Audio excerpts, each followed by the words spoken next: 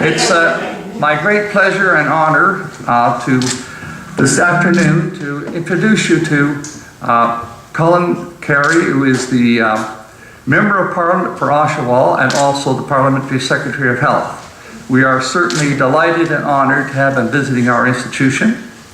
And I want to say that he will be announcing something related to smoking or the lack of smoking.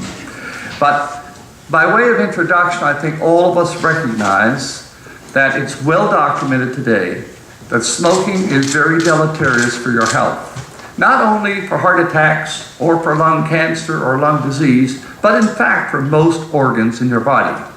So the question really is, fortunately, it's one, we know what the management is, the treatment, and that is prevention. And so we are certainly grateful to all that the government has done and other agencies in Canada. We're one of the best countries in terms of smoking cessation. I think about 80% of people do not smoke at this moment. And despite that, it is still a great financial burden as well as a major cause of both death and morbidity in this country. And so with no more ado, I'm going to call Dr. Colin Carrie up to the podium as the Parliamentary Secretary for Health. So.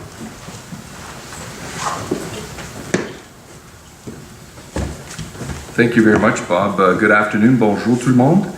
Merci à tous de vous joindre à moi.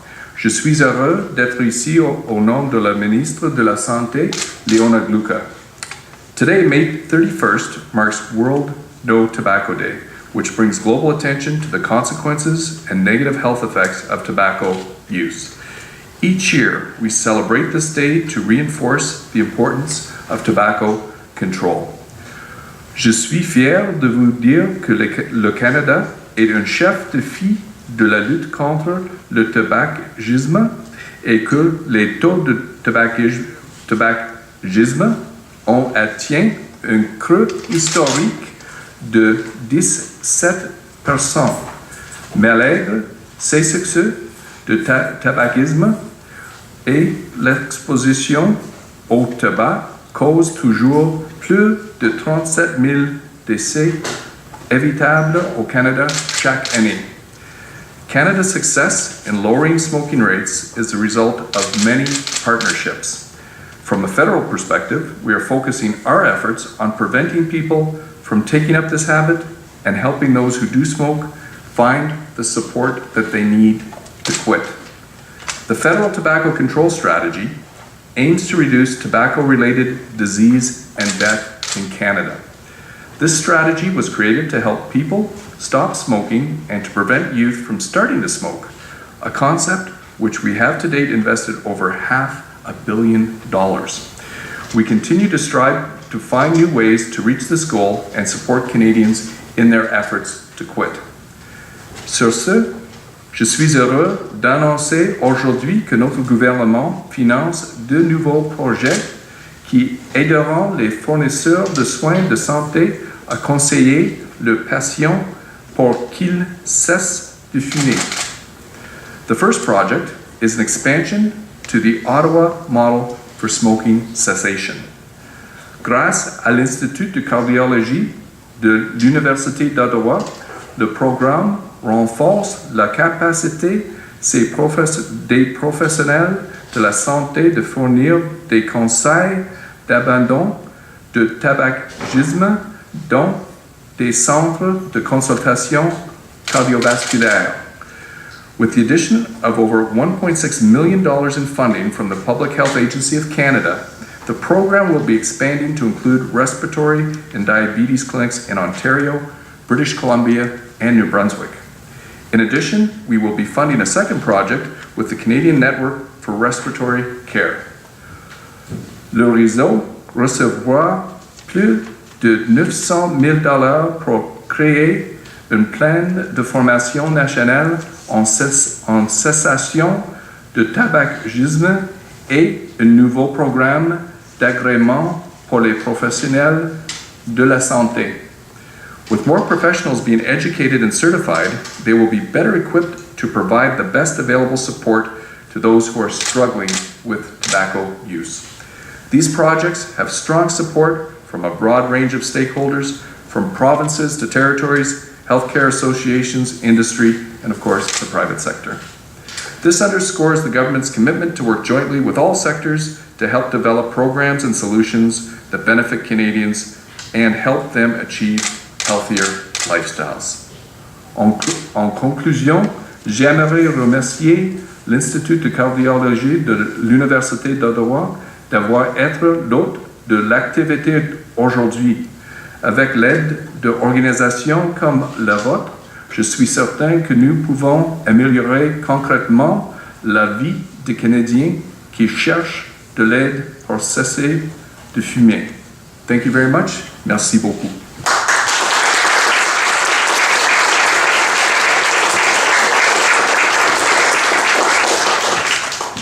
We always absolutely enjoy having politicians come bearing all these wonderful gifts. Thank you very much, Dr. Murray. I'm next going to call up Dr. Robert Reid, who is the Deputy Director of our prevention program, and as many of you know, his area of research is looking at smoking cessation and the behavior underlying. So I'll turn it over to Bob.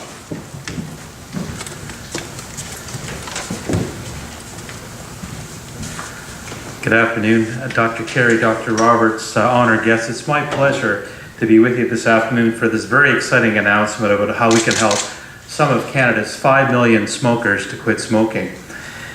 Think about that number for a second, 5 million. We've had great strides, we've made great progress in terms of reducing the number of smokers in Canada, but we're still left with 5 million people that smoke on a daily basis.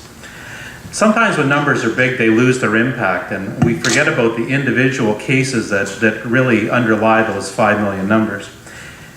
Thinking about the 5 million, more than half of those people, 2.5 million of those smokers, will actually die prematurely because of their smoking if they continue to smoke for the rest of their life.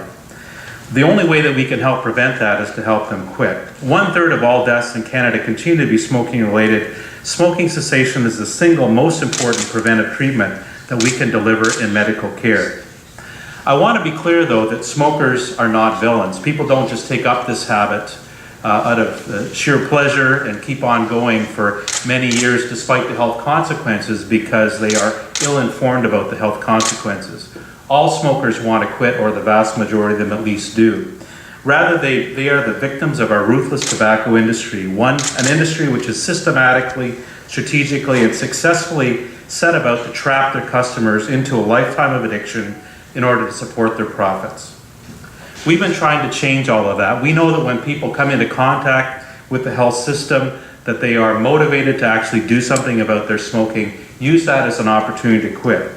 The Ottawa model for smoking cessation is a systematic process to identify and assist smokers who are seen in clinical healthcare settings like hospitals, specialty clinics, and also primary care offices.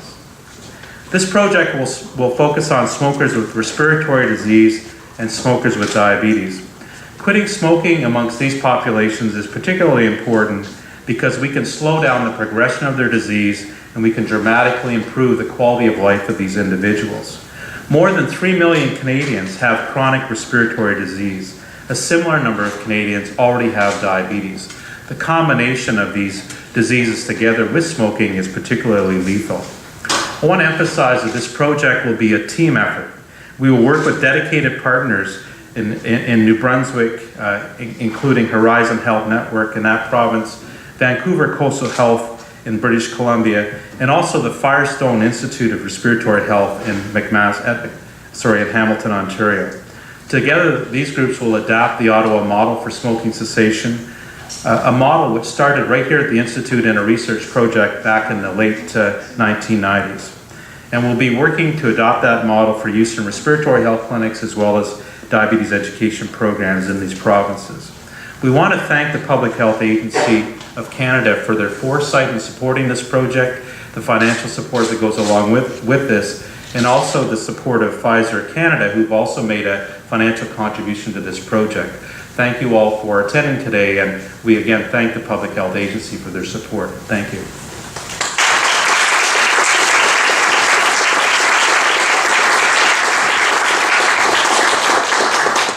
It's now my pleasure and honor to call Cheryl Connors, who is the Executive Director of the Canadian Network for Respiratory Care. Cheryl.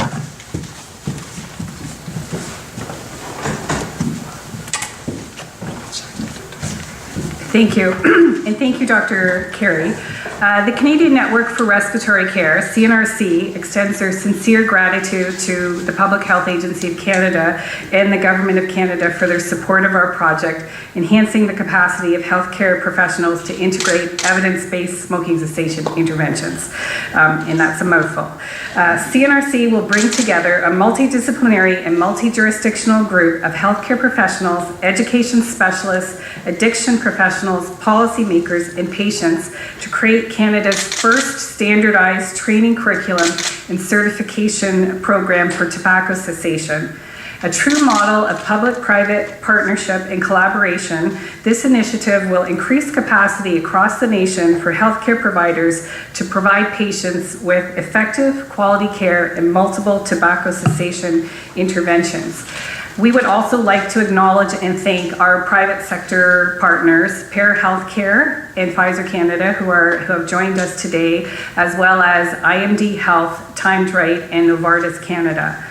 National standards for smoking cessation training programs through the creation of the Certified Tobacco Educator, CTE, credential will increase the ability of healthcare professionals working on the front lines of patient care to reduce the burden of disease and suffering caused by tobacco. And now I will tell you my story, because I like that Dr. Reid talks about the personal impact, that often we talk about reducing smoking rates, and it's really important for our organization and our educators working on the front lines to know that, you know, they're not just numbers, they're not just statistics, they're real people and real families. On October 15th, 1993, I lost my father to throat cancer. 8 years later, also on October 15th in 2001, my mother died of lung cancer. My parents were both just 66 years old when they died. My mom died the day after my son Jacob, her first and only grandchild, love of her life, celebrated her first birthday. My mom's lifelong dream was to be a grandmother, and instead she's grown up without knowing the love. My son has grown up without knowing the love of a grandparent. A program like this is going to help prevent other families.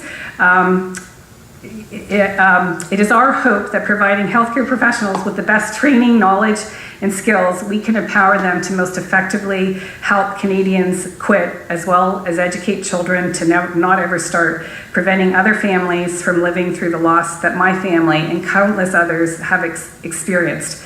Every 8 seconds, someone in the world dies from tobacco use. So thank you again to the Public Health Agency, Dr. Carrie, the government, for providing us with this really important funding that we can create this new and innovative program. Thank you.